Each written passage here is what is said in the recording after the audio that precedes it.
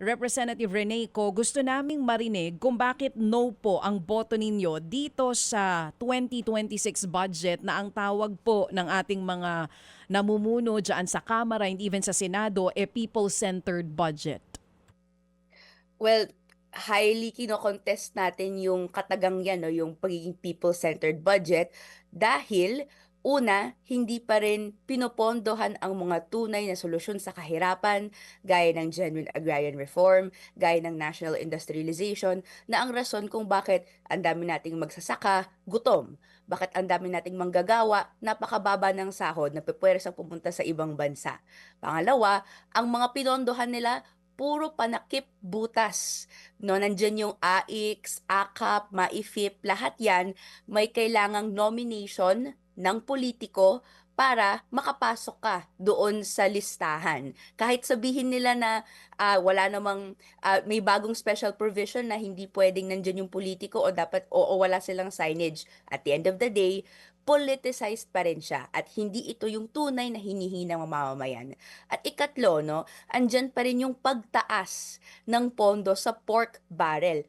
Different kinds, no? Nandiyan, tumaas yung tinatawag nating LGU pork. May bagong nilikhang lump sum, ang Disaster Rehabilitation and Reconstruction Assistance Program. LGUs naman ang pwedeng maka-access nito. Lumaki din yung pork sa LGSF, and lumaki rin yung pork ng NTF-ELCAC, etc. Meaning po, hindi po talagang pinopondohan ang mga programa na dapat sana makakapagsolusyon ng mga issues natin. Puro na lang tuloy-tuloy na yaman, tuloy-tuloy na pagkakaroon ng kickbacks ng mga iba't ibang politiko ang nandyang sistema. Hindi pa rin po nagbabago kahit may sinasabi silang mas open, mas transparent yung buong proceeding. Kita naman po natin, hindi kami pinagsalita. 45 seconds lang yung session nung December 29. Kaya po, for these reasons, no ang boto natin sa 2026 budget. Mga kapatid, brothers and sisters, saan ka pa? Dito na tayo sa totoo.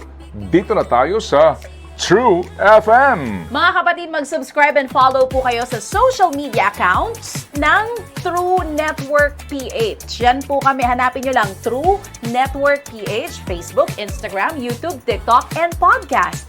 Mapa Apple or Spotify man yan, mahahanap nyo kami. Lahat ng mga napapanood at napapakinggan nyo po sa programa, nasa social media accounts namin yan. So, paano mga kapatid? See you sa social media!